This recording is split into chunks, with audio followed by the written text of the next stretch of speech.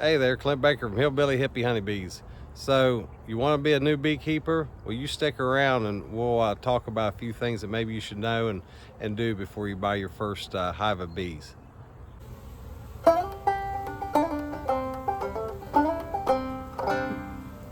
Here lately, my brother and I have been running into a lot of people that are wanting to start getting into beekeeping and learning about it and keeping their own bees, and that is amazing. And we get asked the question, what should we do? What should we do first? The first thing that we always suggest is spend the first year learning. Read a lot of books on beekeeping, find out what your laws are for your state, for your county, even for your city.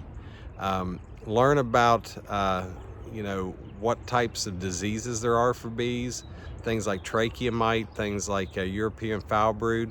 Learn a lot about varroa mite. Varroa mite's really bad right now.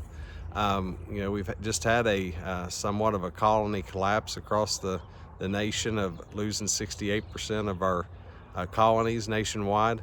So learn a lot about those types of things. You don't want to get into the middle of beekeeping and have not understand why I'm losing my bees. It can be very discouraging, especially for a first-time beekeeper.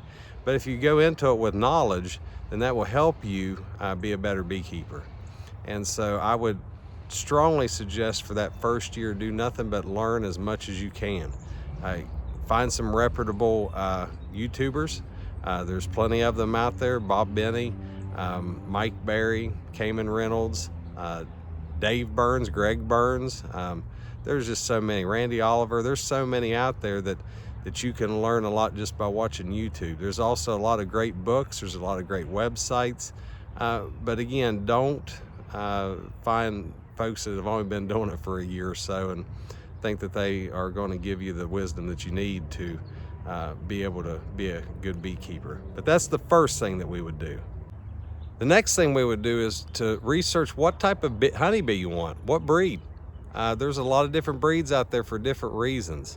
Different temperaments. If you're wanting to raise a lot of honey quick, you'd want to maybe go towards the Italian strain.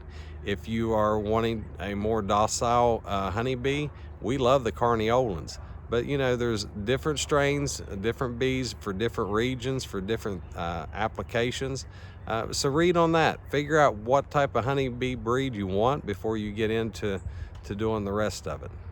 Third thing we would do is we'd find a mentor, good mentor, somebody that's been doing it 5 or 6 years or longer, somebody that's in your area, that is within driving distance of your place, someone that you can go spend time with, whether it be at a beekeepers association with them or in their own bee yard. This way you can learn from experience. You won't have to recreate the wheel over and over and over again. There's nothing better than having somebody that's already had lost a lot of colonies and learned how to bounce back from that, or someone who has had a bad run with varroa mite and how they treated to prevent and get rid of as many as they could in their colonies in their bee yards. Experience is key. So talk to them. There's an old funny saying that if you'd ask 12 beekeepers one question, you'd get 15 to 20 answers, and that's the truth. That is the truth. Probably ask me and my brother the questions, and we'd both give you 2 or 3 answers each. And the reason for that is because not every bee yard is the same, not every colony is the same, not every area is the same. And you're going to find that as you do that, you're going to, even year to year, you're going to have to change your techniques as you go. So those are some things that you need to start understanding before you actually get the bees into your yard, because again, it's very discouraging if you don't understand that stuff up front. Understand why you want to be a beekeeper. Do you just want to be a hobbyist? Do you want to produce a lot of honey? Do you want to produce bees? Do you want to get into it to learn about queen rearing? What is it that you want to do? Do you just want to have 1 or 2 hives in your backyard, or do you want to have 250, 300 hives? That's going to be you to where you're going to have to make some decisions. So understand that. Also, check on the equipment. Research equipment, because there is so much equipment out there that is not necessary, especially for a first-time beekeeper. it can be overwhelming at times. Woodware is very expensive to begin with. If you can find somebody in your local area at one of your local associations that makes woodware, that's a great way to get a little bit less expensive. My brother and I, when we got back into it, we bought a lot of ours used. But be careful with that. We knew what we were looking for, especially him.